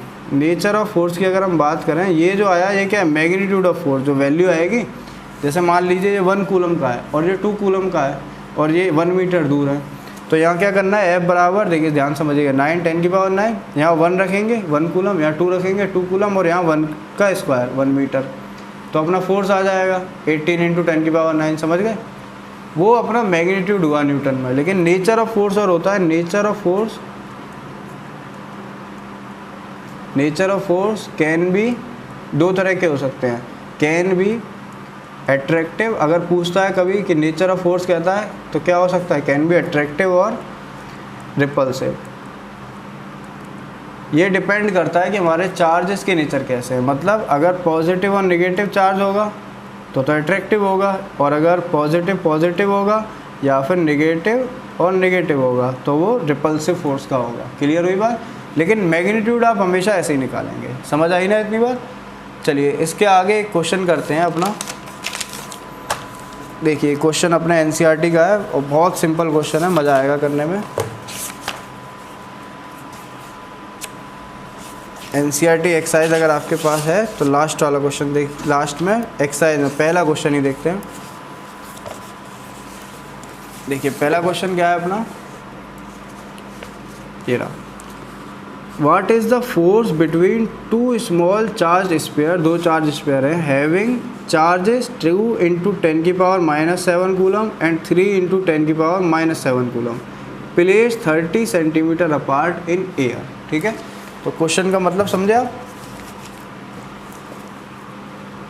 क्वेश्चन 1 क्या है अपना, कि दो चार्जेस हैं, एक है 2 ऐसा लिखेंगे हम, Q1 कितना है 2 × 10 की पावर -7 कूलम चार्ज, और Q2 कितना दे रखा है हमको 3 × 10 की power -7 coulomb charge, and they are placed at a distance of 30 centimetre. तो R कितना है अपना 30 सेंटीमीटर। क्लियर है। हमसे पूछा है कि व्हाट इज़ द फोर्स, इनके बीच में फोर्स कितना है ना। चलिए सॉल्व करते हैं, आप भी करिए सॉल्यूशन। F बराबर हम यहाँ लिखते हैं फ्रॉम कूलम्स लॉ। कौन से लॉ से, फ्रॉम कूलम्स लॉ। आपको पता है कूलम्स लॉ से फोर्स का मैग्नीट्यूड कितना होता है, 1/4πε0 Q1 Q2/r²। क्लियर। अब यहाँ रखेंगे F इक्वल्स टू, इसकी वैल्यू हमेशा याद रखनी है, कितनी होगी 9 × 10 की पावर 9। Q1 कितना हो जाएगा 2 × 10 की पावर -7। ठीक है, कूलम में ही है, कूलम में ही रखा। और Q2 कितना है 3 × 10 की पावर -7 डिवाइडेड बाई, ये बच्चों R 30 सेंटीमीटर में है तो इसको हमें मीटर में कन्वर्ट करना है, बोला था ना। तो R को हम यहाँ मीटर में कन्वर्ट कर सकते हैं कि R इक्वल्स टू 30/100, सेंटीमीटर को मीटर में करने के लिए डिवाइड बाई 100। तो ये कितना हो जाएगा अपना 3/10। तो यहाँ हम कर सकते हैं 3/10 का होल स्क्वायर। क्लियर है। तो F इक्वल्स टू कितना आ जाएगा, देखिए पहले इनका इंटू कर लीजिए, नहीं पहले 10 की पावर सॉल्व कर लीजिए। तो यहाँ 10 की पावर देखिए कितनी है, माइनस वाली जोड़ेंगे तो -14, और ये हो गया +9, तो -5 आएगा इन तीनों से, 10 की पावर -5, और 10 का स्क्वायर यहाँ ऊपर जाएगा सबसे, ये सबसे नीचे वाला सबसे ऊपर, तो ये 9 और -14 -5, और ये +2 ऊपर जाएगा तो ये हो जाएगा -3, तो 10 की पावर -3 आएगा इधर, है ना। और इधर आएगा 9 और 3 का स्क्वायर 9, जो इससे कट जाएगा 9 से, 3 × 2 = 6, तो 6 × 10 की पावर -3 न्यूटन। ठीक है। और ये होगी कैसी, नेचर ऑफ फोर्स क्या होगा, रिपल्सिव। क्यों सर रिपल्सिव फोर्स, क्योंकि ये भी चार्ज पॉजिटिव है, ये भी अगर नेगेटिव होता तो इधर नेगेटिव लिख देते। क्लियर है। तो फोर्स कैसा है, रिपल्सिव, और कितना मैग्नीट्यूड है इसका 6 × 10 की पावर -3 न्यूटन। क्लियर हुई बात। चलिए आगे बढ़ते हैं। देखिए इसी का सेकंड वाला क्वेश्चन भी ट्राई करते हैं। इसी का सेकंड वाला क्वेश्चन बहुत इजी है। The electrostatic force on a small sphere of charge 0.54 microcoulomb. तो एक चार्ज कितना है अपना 0.4 microcoulomb due to the another small sphere -8 microcoulomb. ये माइक्रो क्या है भी समझाते हैं। In air is this, what is the distance between the two sphere and what is the force on the second sphere due to the first. बहुत easy question है। चलिए second देखिए। ये कह रहा है बच्चों कि एक 0.4 माइक्रोकूलम का चार्ज है, Q1 कितना है 0.4 माइक्रोकूलम, ठीक है, और Q2 कितना है -0.8 माइक्रोकूलम। इसे माइक्रो बोलते हैं। क्या बोलते हैं इसको? माइक्रो। क्लियर। और फोर्स हमें गिवन है कितना है 0.2 न्यूटन। हमसे पूछ रहा है what is the distance between the two sphere. Distance का मतलब क्या होता है? ये हमसे पहला पूछ रहा है आर कितना है। डिस्टेंस मतलब आर। क्लियर। चलिए यहाँ लिखते हैं सॉल्यूशन। देखिए बच्चों, सबसे पहले हमें पता है कि F बराबर क्या होता है, फॉर्मूला लिखते हैं from Coulomb's law 1/4πε0 Q1 Q2/r²। अब इस क्वेश्चन में हमको F दे रखा है तो हम F यहाँ पर रख देते हैं 0.2। 1/4πε0 की वैल्यू हम सबको पता है 9 10⁹ Q1 अब हम ऐसे नहीं रख सकते कि 0.4 रख दिया और माइक्रो रख दिया, नहीं, हम इसको चेंज करना होगा। चेंज करना समझिए, 0.4 जब भी आपके सामने माइक्रो आया तो इसका मतलब है 10⁻⁻6 कूलम। क्लियर है। इस माइक्रो का मतलब क्या होता है 10⁻⁻6। तो इसको भी ऐसे लिखिए 0.8 कितना आ जाएगा इसकी जगह 10⁻⁻6 कूलम। अब ये कन्वर्ट हो गया कूलम में। क्लियर। तो यहाँ पर कितना आएगा Q1 की जगह 0.4 10⁻⁻6 इंटू यहाँ आएगा 0.8 10⁻⁻6 अपॉन हमें निकालना क्या है r²। तो r² को ऐसे ही रख देते हैं। क्लियर। अब r² इधर जाएगा। जब भी आप फोर्स के फॉर्मूले में वैल्यू रखें तो Q2 जैसे हमने नेगेटिव नहीं रखी ना, हमेशा पॉजिटिव ही रखिएगा। क्लियर हुई बात। अब r² इधर जाएगा तो कितना आएगा देखिए 0.2 से बच्चे ये इधर जाएगा, ये इधर जाएगा, समझ रहे हो। तो इससे इसको हम काट के सीधा 2 लिख सकते हैं ना, है ना। तो अब यहाँ पर डायरेक्ट इंटू करते हैं 9 और ये इसका इंटू इससे होगा 9 इंटू 1.6। ऐसा लिखिए 9 इंटू 1.6। ये गया, ये गया, ये गया। अब 10 की पावर चेक करें तो ये हो जाएगा -6 -12 और +3 -3। 9 में से 12 जाएगी तो -3। क्लियर है। तो r² बराबर, अब एक चीज़ समझिएगा, अगर हम यहाँ पर इस 1.6 की जगह पर एक 10⁻⁻4 कर दें ऐसे, तो ये 16 हो जाएगा। समझ रहे हो। ये पॉइंट हट जाएगा, हाँ या ना। क्यों? क्योंकि अपॉन में 10 आएगा और वो -4 कर देगा। पॉइंट को हटाएंगे तो अपॉन में 10 और ये -4 कर देगा। अब r का अगर हम रूट निकालें ऐसे करके, स्क्वायर हटा के रूट निकालें तो r आएगा 9 इंटू 16 इंटू 10⁻⁻4। क्लियर। तो r बराबर 9 का रूट कितना होता है 3, 4 का रूट 16 का रूट 4 और 10⁻⁻4 का रूट होता है 10⁻⁻2। क्लियर। तो r अपना आ गया 4 3 12 इंटू 10⁻⁻2। अब ये अगर दोनों पावर हटाएंगे तो 2 पॉइंट के आगे लगेगा, माइनस वाले पॉइंट के आगे लगते हैं। तो r बराबर आया 0.12। किस में आएगा बोलिए? मीटर में। क्योंकि जब ये कूलम में है, ये कूलम में है और ये न्यूटन में है, तो r किस में होगा? अपना मीटर में। क्लियर है। तो r बराबर आया 0.12 मीटर। समझ गए। तो पहला आंसर आ गया। सेकंड समझिएगा, सेकंड क्वेश्चन इंपॉर्टेंट है समझने के लिए। What is the force on second sphere due to the first. ये जो था ये फर्स्ट था और ये सेकंड था। तो ये था कि ये वाला Q1 Q2 पर फर्स्ट वाला फर्स्ट चार्ज सेकंड चार्ज पर इतने फोर्स लगा रहा था, कितना 0.2 न्यूटन। और क्वेश्चन पूछ रहा है कि what is the force by the second on the first. Second वाला फर्स्ट पर कितना लगाएगा। बच्चों इस बात का आंसर हमेशा याद रखिएगा, कितना होगा? सेम ही होगा 0.2 न्यूटन। तो सेकंड का क्या होगा आंसर? 0.2 न्यूटन। और लिखेंगे क्या हम इसमें बी वाले में, क्या लिखेंगे? Force on first sphere by second sphere is same as the second by the first sphere. ये जो फोर्स होते हैं वो सेंट्रल इन नेचर होते हैं, मतलब एक लाइन में ही होते हैं। जितना फोर्स वो उस पर लगाएगा उतना ही फोर्स वो उसी पर लगाएगा, समझ गए। ऐसा नहीं होता कि एक फोर्स उस पर ज़्यादा लगा रहा है वो कम लगा रहा है। जैसे कभी आपसे टीचर पूछे कि ये एक चार्ज बड़ा है ए, ठीक है, और एक चार्ज बी छोटा है, तो ये इस पर 0.2 न्यूटन लगा रहा है, तो बी इस पर क्या कम लगाएगा? नहीं सर जी, बिल्कुल बराबर ही लगाएगा। ये फोर्सेस क्या होते हैं? सेम ही लगते हैं। क्लियर हुई ना बात? ठीक है, तो ये दोनों क्वेश्चन समझ में आ गए। चलिए आगे करते हैं, अच्छे से करिएगा इन दोनों क्वेश्चंस को। आगे बढ़ते हैं, एक क्वेश्चन और करते हैं बच्चों अपनी तरफ से। क्वेश्चन क्या है? इफ़ लिख लेते हैं पहले। इफ़ 10 की पावर 6 इलेक्ट्रॉन, थोड़ा सा टफ है इनके मुकाबले, लेकिन ध्यान से समझिएगा, ठीक है। इफ़ 10 की पावर 6 इलेक्ट्रॉन आर ट्रांसफर्ड, इसमें दो कंसेप्ट लगेंगे, ठीक है। From body A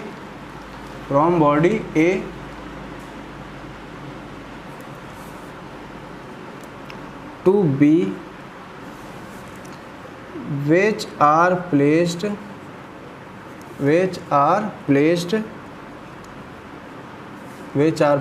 at 10 centimeter from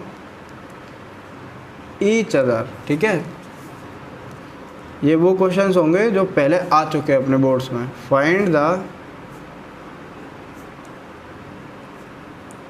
electrostatic force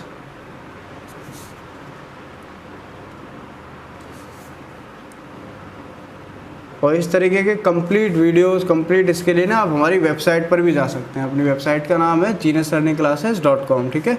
find the force between them, ये स्क्रीन पर आपके सामने आ रहा होगा, लिंक होगा डिस्क्रिप्शन में, वहाँ आपको और क्वेश्चन और कंप्लीट ये वाला कोर्स पूरा कंप्लीट मिलेगा। चलिए लिखते हैं यहाँ पर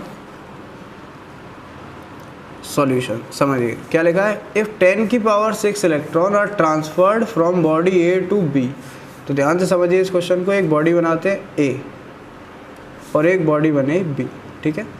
और ए बॉडी से बी बॉडी पे 10 की पावर 6 इलेक्ट्रॉन ट्रांसफ़र हो गए। कितने? 10 की पावर 6 इलेक्ट्रॉन ट्रांसफ़र हुए हैं। ए ने लूज़ करे बी को। Which are placed at 10 centimetre, इनके बीच दूरी कितनी है? 10 centimetre. Find the electrostatic force between them, दोनों के बीच में इलेक्ट्रोस्टैटिक फोर्स कितनी हो जाएगी, है ना। तो पहले यहाँ पर कंसेप्ट लगेगा क्वांटाइजेशन ऑफ चार्ज का। क्यों लगेगा? जब भी इलेक्ट्रॉन ट्रांसफ़र होते हैं तो इनके ऊपर चार्ज आते हैं। स्टार्टिंग में ए और बी न्यूट्रल बॉडी है, लेकिन जब इसने इलेक्ट्रॉन ट्रांसफ़र करे तो इस पर तो पॉजिटिव चार्ज बन जाएगा और इस पर निगेटिव चार्ज बन जाएगा। लेकिन वो पॉजिटिव चार्ज कितना होगा? तो मान लेते हैं इसका चार्ज है Q1, इसका चार्ज हमने क्या माना है? Q1, और इसका चार्ज हमने माना है बॉडी बी का Q2। तो Q1 अपना कितना हो जाएगा? NE का फॉर्मूला लगाएंगे Q1 के लिए, तो Q1 इक्वल्स टू 10 की पावर 6, n कितना है अपना? 10 की पावर 6। जितने नंबर ऑफ इलेक्ट्रॉन ट्रांसफ़र करते हैं उसे हम बोलते हैं 10n, है ना। और E कितना होता है? 1.6 10 की पावर -16। क्लियर? तो Q1 आ जाएगा अपना, इंटू करेंगे 1.6 10 की पावर माइनस कितना हो जाएगा बच्चों जी? ये हो जाएगा -10 कूलम्ब। क्लियर हुई बात? ऐसे ही Q2 भी 10 की पावर 6 इलेक्ट्रॉन एक्सेप्ट कर रहा है या गेन कर रहा है, तो इसके पास भी चार्ज सेम ही आएगा, Q बराबर NE, सेम वैल्यू लगेगी। तो सिमिलरली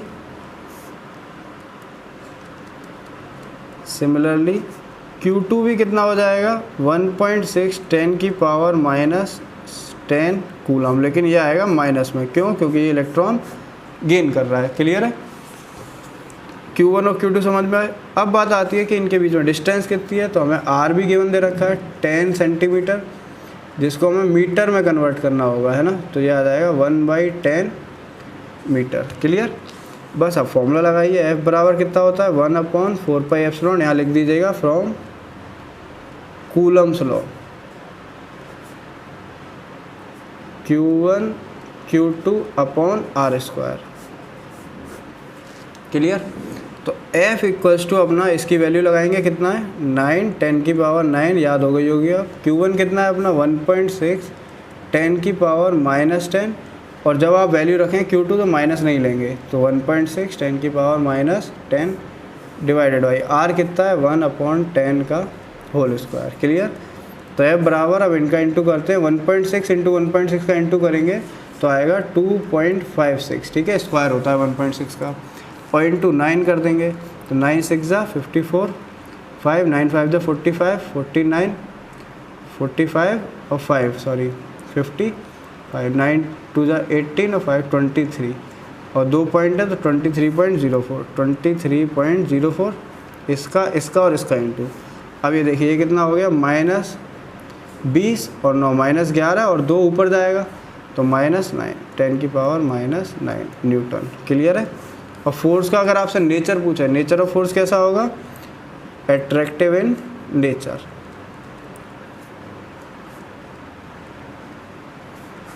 क्या हो जाएगा, एट्रैक्टिव इन नेचर। क्लियर हुई इतनी बात। चलिए आगे बढ़े। ये क्वेश्चन अच्छे से समझिएगा, अच्छा क्वेश्चन है बहुत।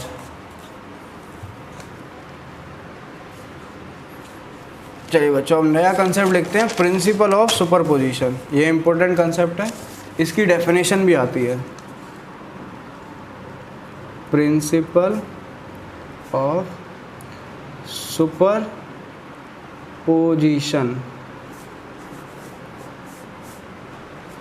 क्या है, प्रिंसिपल ऑफ सुपरपोजिशन। ध्यान से समझते हैं। When a group of charges when a group of charges is placed, then force on any charge is the vector sum of all the forces from other charges,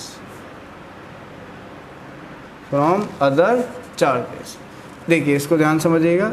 एक Q1 charge इधर बनाते हैं, ठीक है, और हम चार्ज बना लेते हैं इधर Q2 Q3, पहले बनाइए Q4, ठीक है, और बना लीजिए Q5, ठीक है, और इधर बना लीजिए Q6। क्लियर है। अब बच्चों अगर हम बात करें कि इस Q1 चार्ज पर, अब इनके साइन भी होंगे, फॉर एग्जांपल ये पॉजिटिव, ये नेगेटिव, ये पॉजिटिव, ये पॉजिटिव, ये नेगेटिव, ये पॉजिटिव हो सकते हैं ना।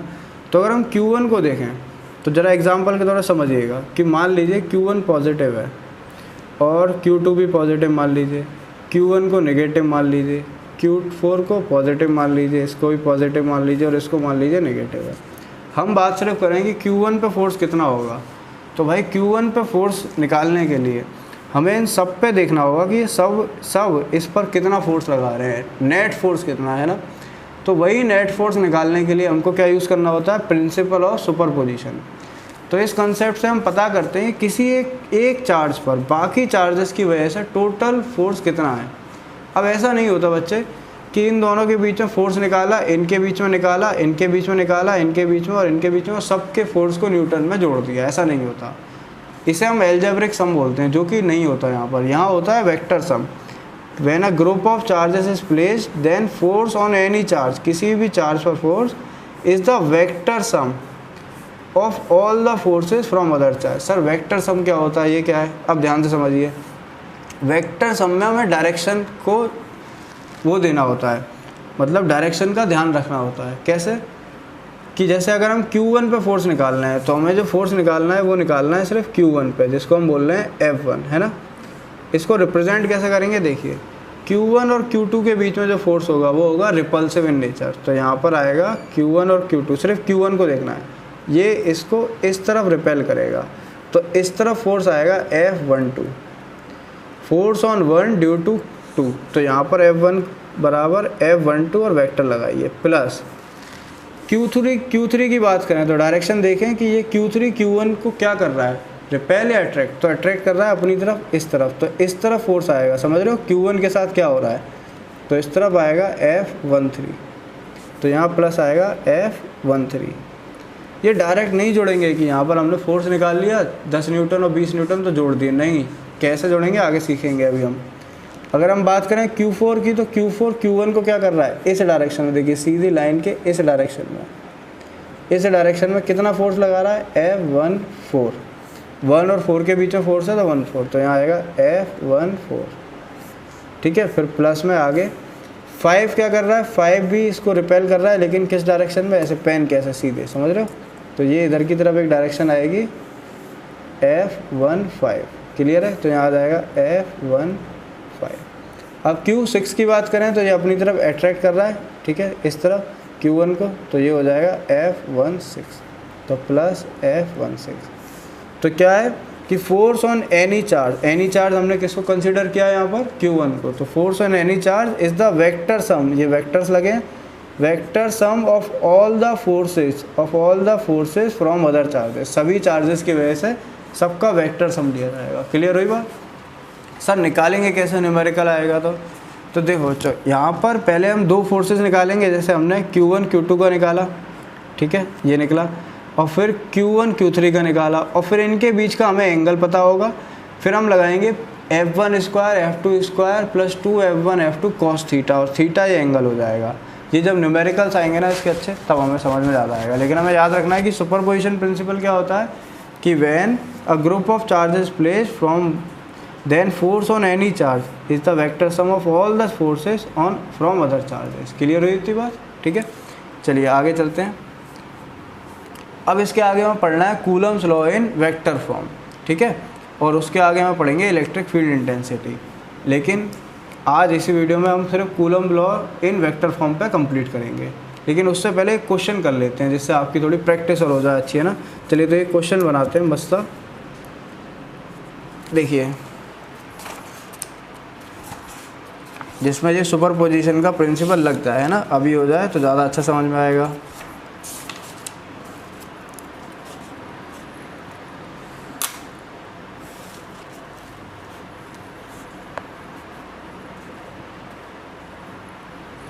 देखिए जैसे क्वेश्चन नंबर 1.6 देखिए, कौन सा क्वेश्चन है 1.6।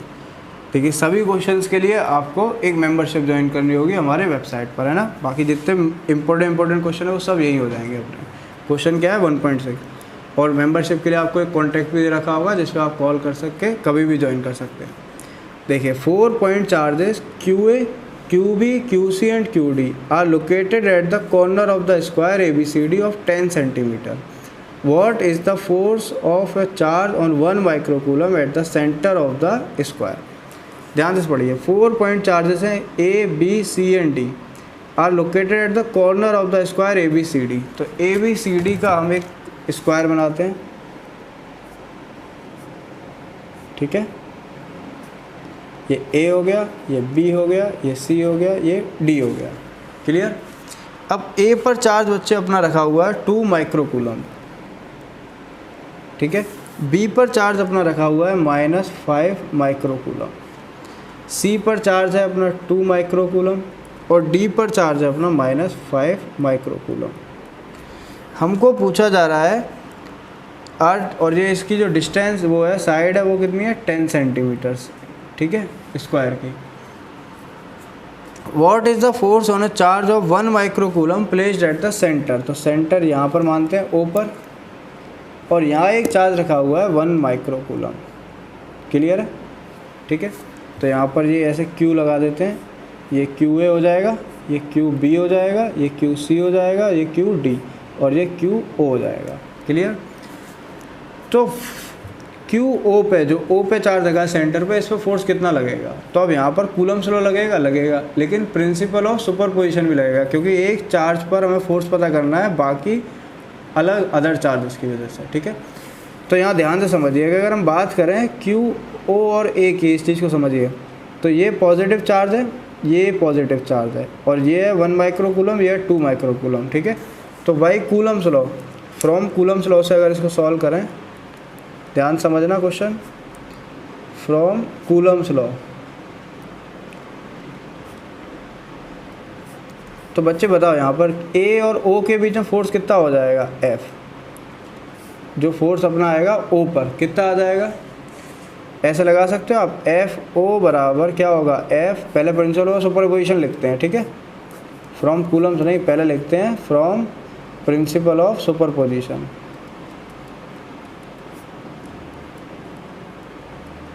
फ्रॉम प्रिंसिपल ऑफ सुपरपोजिशन क्या हो जाएगा, क्यू ओ ए प्लस एफ ओ बी की वजह से भी फोर्स लगेगा, प्लस एफ ओ सी की वजह से भी लगेगा और ओ डी की वजह से भी। समझ में आई बात, इजी है ना, ठीक है।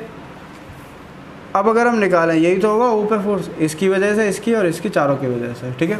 अब एफ ओ ए की बात करें, एफ ओ ए कितना हो जाएगा, तो ये आ जाएगा 1/4 पाई एप्सिलॉन, यहाँ लिखेंगे बाई कूलम्स लॉ, ठीक है। सुपर पोजिशन लगाने के लिए हमें कूलम्स लॉ भी लगाना ज़रूरी होता है ना, 1/4 pi epsilon Q1 Q2 upon R square, clear. अब एफ ओ ए अगर हम निकालें तो ये कितना है, 9 10 की पावर 9, Q1 कितना हो जाएगा, Q1 इसको मानेंगे, Q1 मतलब क्यू ए ओ कितना है 1 माइक्रोकूलम, माइक्रो आपको पता है 10 की पावर -6 होता है, बताया था ना, 1 माइक्रो मतलब 10 की पावर -6। Q2 कितना हो जाएगा, 2 × 10 की पावर -6 अपॉन इन दोनों के बीच का डिस्टेंस। ये कैसे निकालते हैं सर, देखो भाई, ये 10 है, ये 10 है, तो 10 और 10 का अगर हम हाइपोटेनस का स्क्वायर, बेस का स्क्वायर, इसका स्क्वायर निकाले तो ये आएगा 10√2, कितना आएगा 10√2 टोटल पूरा इतना। और इसका अगर हम आधा करेंगे, क्योंकि ये आधी डिस्टेंस है, तो ये आ जाएगा 5√2, तो नीचे आ जाएगा 5√2 का होल स्क्वायर। लेकिन ये सेंटीमीटर में है तो डिवाइड बाई 100 भी करना होगा, देखो इतनी कैलकुलेशन तो आपको करनी होगी, है ना, और इसका स्क्वायर, ठीक है। अब आप चाहो तो कैलकुलेशन करो, चाहो तो मत करो, क्यों, क्योंकि हमें समझनी है एक चीज़ कि जो एफ ओ ए का फोर्स होगा, ठीक है, और वो रिपल्सिव होगा, रिपल्सिव कैसा होगा, रिपल्सिव, जो ओ को इस तरफ भेज रहा होगा, इस तरफ, इससे हम डायरेक्शन लगाते हैं, ये रहा, ये फोर्स है एफ ओ ए वाला, सही है नहीं सही है, इस तरफ, है ना। अब हम निकालते हैं बी वाला नहीं, अब हम सी और ओ का निकालते हैं, मतलब एफ ओ सी, ध्यान से, बिल्कुल आंखें बिल्कुल ध्यान से यहाँ पर रखिएगा। एफ ओ सी के लिए क्या करेंगे हम, यही रखेंगे फॉर्मूला, 9 10 की पावर 9 और Q1 कितना होगा यहाँ पर, ये फिर से 10 की पावर -6 माइक्रोकूलम में, और ये कितना हो जाएगा 2 × 10 की पावर -6, क्लियर हुई बात। अपॉन वही सिमिलर कंसेप्ट, ये डिस्टेंस भी इसी के बराबर है, डायगोनल बराबर होते हैं, आधे आधे हैं, तो ये भी 5√2 हो जाएगी, है ना, समझ गए। तो यहाँ भी 5√2 अपॉन 100 आएगा होल स्क्वायर, क्लियर है।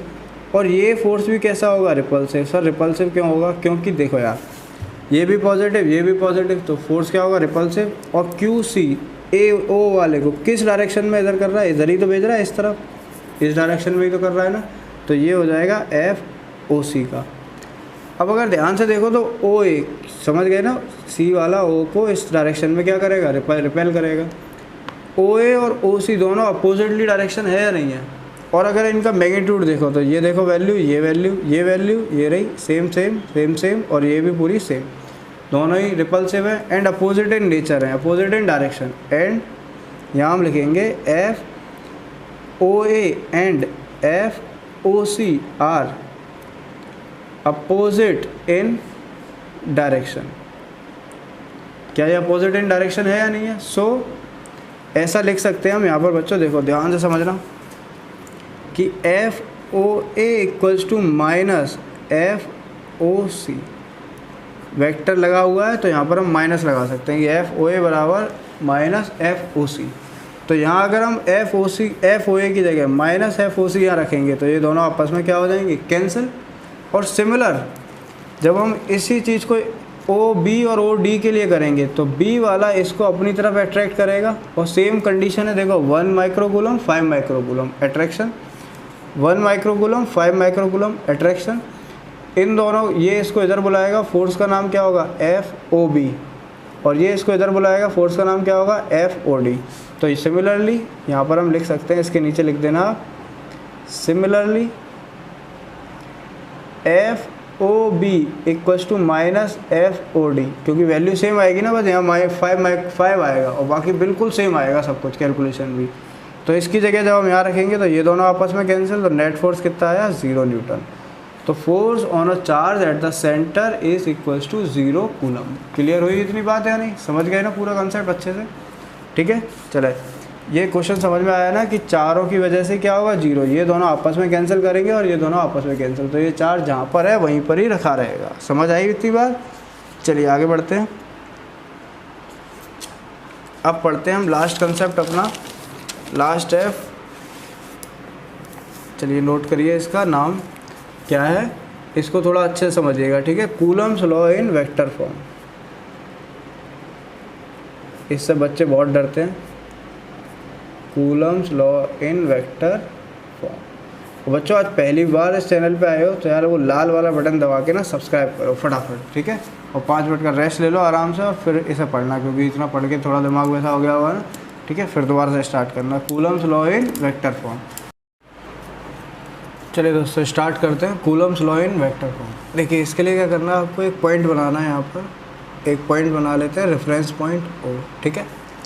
अब इस रेफरेंस पॉइंट ओ से एक चार्ज यहाँ बनाते हैं Q1 और एक चार्ज हम यहाँ बनाते हैं Q2, ठीक है। जो O से Q1 होगा चार्ज, उसका जो पोजीशन वेक्टर होगा, क्या होगा पोजीशन वेक्टर, वो हो जाएगा अपना R1 वेक्टर। क्या हो जाएगा? R1 vector. क्लियर? और जो डायरेक्शन होगी वो हो जाएगी O से यहाँ Q1 की तरफ। क्लियर हो गई बात? अब O से Q2 की तरफ जो डायरेक्शन होगी वो हो जाएगी अपनी R2 वेक्टर। क्लियर हुई इतनी बात? अब बच्चों देखो ध्यान से समझना है, Q1 और Q2 ये आपस में एक दूसरे के ऊपर फोर्स एक्सर्ट करेंगे, ठीक है। तो Q1 Q2 के ऊपर फोर्स एक्सर्ट करेगा और Q2 Q1 के ऊपर। तो Q1 Q2 के ऊपर जो एक्सर्ट करेगा फोर्स, उसको हम यहाँ पर बोलेंगे F21। क्या फोर्स हो जाएगी वो? F21। ऐसे ही Q2 Q1 के ऊपर जो हो जाएगा वो हो जाएगा अपना F12, और यहाँ वेक्टर भी लगाना ज़रूरी है। क्लियर है? इतना सिनारियो आपको समझना होगा। अब इसके बाद ये जो बीच में डिस्टेंस है, अब तक हम इसे लिखते थे R, है ना, लेकिन वेक्टर फॉर्म में इसको क्या लिखा जाएगा, ध्यान से समझिएगा। इसको हम लिखेंगे R21। सर जी R21 क्यों लिखा जाएगा? क्योंकि देखो triangular law of vector addition क्या बोलता है कि एक अगर डायरेक्शन इधर की तरफ P वेक्टर है और इधर की तरफ क्या है Q वेक्टर है, तो ये जो होता है ये हो जाएगा R वेक्टर। इधर से चले और एरो भी इधर ले गए और ये वाला एरो इन दोनों के बराबर होता है, मतलब R वेक्टर बराबर P vector plus Q vector होता है ऐसा। तो यहाँ पर अगर हम ध्यान दें, यहाँ पर इस ट्रायंगल को अगर हम ऐसे समझें कि ये जो R21 वेक्टर है वो इस डायरेक्शन में है, किस डायरेक्शन में? इधर। तो ये इधर गया P वेक्टर, ये इधर गया Q वेक्टर और ये इधर आया R2 वेक्टर, समझिएगा। तो यहाँ ट्रायंगल लॉ लगाएं तो क्या आएगा? R1 vector plus R21 vector equals to ये वेक्टर प्लस ये वेक्टर इक्वल्स टू इसके इक्वल होता है। ये ऐसे डायरेक्शन में जाते हैं, फिर सेम डायरेक्शन में जाते हैं और फिर ये दोनों डायरेक्शन के बराबर ये जो होता है, क्लियर है, इसके बराबर हो जाएगा। तो ये हो जाएगा R2 वेक्टर, जिससे हमारा R21 निकल के आता है। कितना हो जाएगा? R2 vector minus R1 vector. Clear हुई इतनी बात? समझ गए? आगे समझिएगा। फ्रॉम कूलम्स लॉ अगर हम देखें, फ्रॉम कूलम्स लॉ अपना जो फोर्स होता है उसका फॉर्मूला क्या हो जाता है?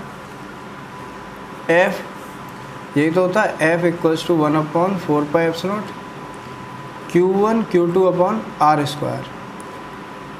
लेकिन ये होता है स्केलर में, मैग्नीट्यूड। अगर हम इसको वेक्टर में लिखेंगे तो ध्यान से समझिए कैसे होगा। F वेक्टर यहाँ पर आएगा 21। सर 21 क्या है? F21। तो यहाँ पर समझिए F21 है अपना force on Q2 due to Q1। ये Q1 के ऊपर फोर्स है, किसकी वजह से? Q2 की वजह से। सॉरी, Q2 के ऊपर फोर्स है, किसकी वजह से? Q1 की वजह से। मतलब ये वाला Q2 पर फोर्स है Q1 की वजह से, इस डायरेक्शन में रिपेल करेंगे ना। और इसको हम लिखेंगे इस तरीके से 1/4πε0 Q1 Q2 scalar, charges are scalar in nature, scalar होते हैं। तो इन पे कोई वेक्टर नहीं आएगा, लेकिन इसके नीचे जो आर स्क्वायर आएगा उसकी जगह आएगा ये सेम R21 वेक्टर का स्क्वायर। और मल्टीप्लाई में बच्चों एक चीज़ आएगी नई, R21 यूनिट वेक्टर। क्या आएगा? R21 unit vector. अब ये यूनिट वेक्टर क्या होता है? यूनिट वेक्टर आपको डायरेक्शन बताता है। R21 यूनिट वेक्टर, ये जो कैप होता है इसे हम बोलते हैं यूनिट वेक्टर ऑफ R21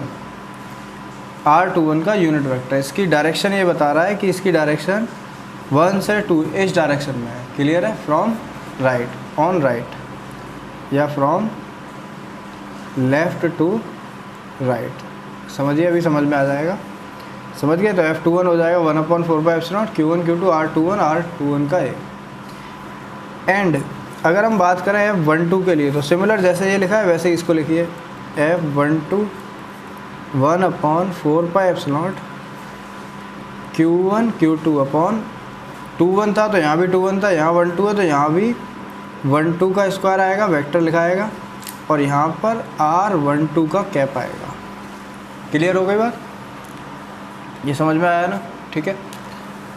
अब देखो बच्चों, जो R21 है और R12 है, R21 इस डायरेक्शन में, तो यूनिट वेक्टर डायरेक्शन बताता है कि ये इस डायरेक्शन में from left to right.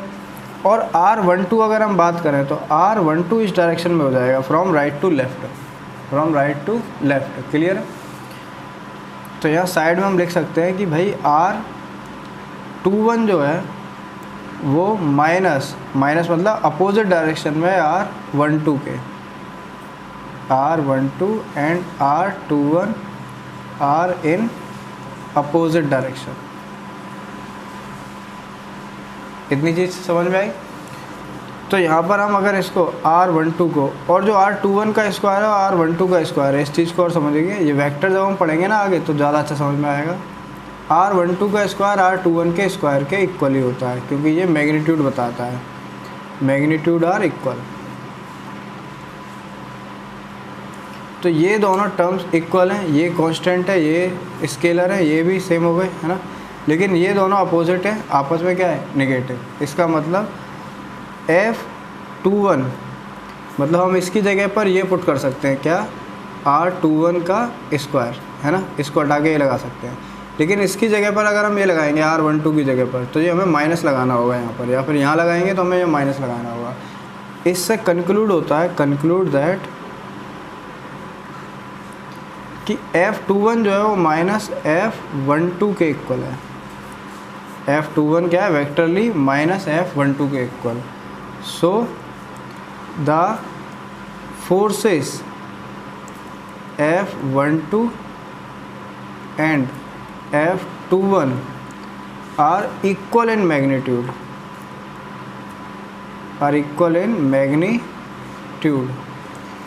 but opposite in direction। Vector form से ही पता चलता है, क्या पता चलता है? कूलम्स लॉ वेक्टर से पता क्या चलता है कि ये जो दो फोर्सेस हैं, ये इसके ऊपर फोर्स लगा रहा है F21, Q2 के ऊपर Q1, ठीक है। यहाँ लिखा था ना force on Q2 due to Q1। F21 और F12 क्या है? फोर्स ऑन Q1 जो पहला होता है उसके ऊपर ड्यू टू Q2 Q1 के ऊपर Q1 Q2 के ऊपर। स्टार्टिंग में क्वेश्चन आया था ना जिसमें वो पूछ रहा था कि इस स्फीयर ने इसके ऊपर इतना लगाया लेकिन इसने कितना लगाया, तो सेम ही फोर्स आंसर लिखा था हमने एग्जाम। उसमें क्वेश्चन था एक्सरसाइज का सेकंड वाला, उसका बी पार्ट, है ना। तो यहाँ पर ये फोर्सेस तो इक्वल होते हैं लेकिन इनकी डायरेक्शन अलग अलग होती है, अपोजिट होती है। इसी चीज़ को शो करने के लिए coulomb law in vector form use किया जाता है कि F12 and 21 are equal in magnitude but opposite in direction. Clear हुई ना बात?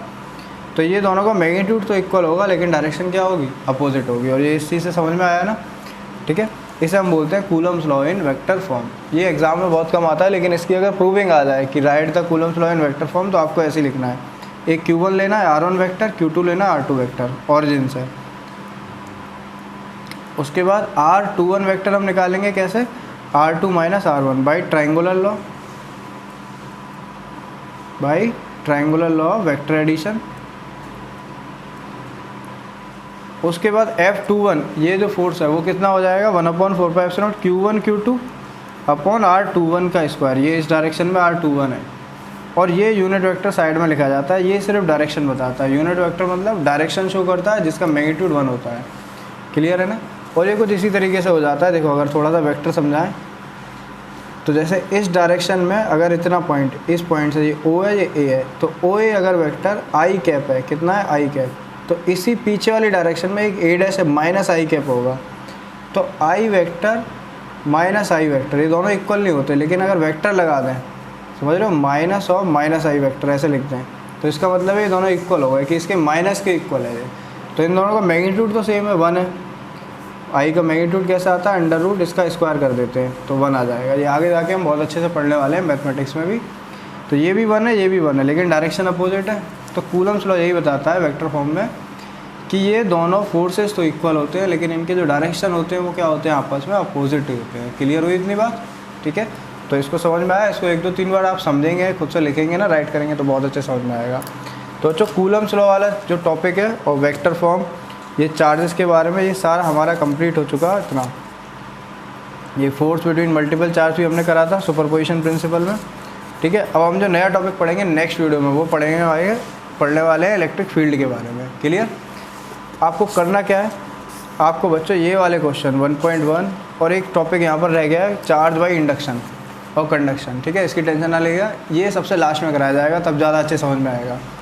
तो इस क्वेश्चन को छोड़ के, एग्जाम्पल 1.1 को छोड़ के, अब 1.2 वाला एग्जाम्पल, 1.3 वाला एग्जाम्पल बहुत ईजी है, ये क्वांटाइजेशन ऑफ चार्ज पर है। और एग्जाम्पल 1.6, 1.7 ये एग्जाम्पल आप खुद से कर सकते हैं। और यहाँ पर क्वेश्चन आप कर सकते हो 1.8 तक, यहाँ तक आप, सॉरी 1.7 तक, सॉरी 1.6 तक, यहाँ तक 1.6 तक हमने करे हैं ना, 1.5, 4, 3, इन तीनों को क्वेश्चन आप खुद कर सकते हो। अगर खुद से नहीं हो तो आपको क्या करना है, वेबसाइट पर जाना है, वहाँ पर न्यू क्वेश्चंस होंगे, न्यू प्रैक्टिस क्वेश्चंस होंगे, उनसे सॉल्व कर सकते हो, ठीक है। वहाँ पर बस आपको एक बार मेंबरशिप ज्वाइन करना होगा पूरे 1 साल के लिए, वहाँ सब मिल जाएगा आपको। चलिए तो आज का वीडियो यहीं पर रखते हैं कंप्लीट। आप दोबारा से एक बार रिवाइज़ करिएगा मस्त से। सेकंड वीडियो आएगा इलेक्ट्रिक फील्ड के ऊपर, बहुत बढ़िया, जिसमें हम पूरा इलेक्ट्रिक फील्ड खत्म करेंगे। और फिर थर्ड वीडियो आएगा इसी चैप्टर का, गॉस थ्योरम का, वो नेक्स्ट अपलोड होंगे अपने। चलो फिर मिलते हैं नेक्स्ट वीडियो में बच्चों, तब तक अपना ख्याल रखना, मस्त रहना, खुश रहना। और इस वीडियो को अपने दोस्तों के साथ शेयर करना, चाहे वो किसी भी बोर्ड का है लेकिन एनसीईआरटी वो पढ़ता ही है, तो प्लीज़ ये वीडियो जितना हो सके देश में शेयर करना, ठीक है। और यार फर्स्ट टाइम आया हो तो चैनल को सब्सक्राइब किए बिना मत जाना। चलो बच्चों, बस बाय बाय।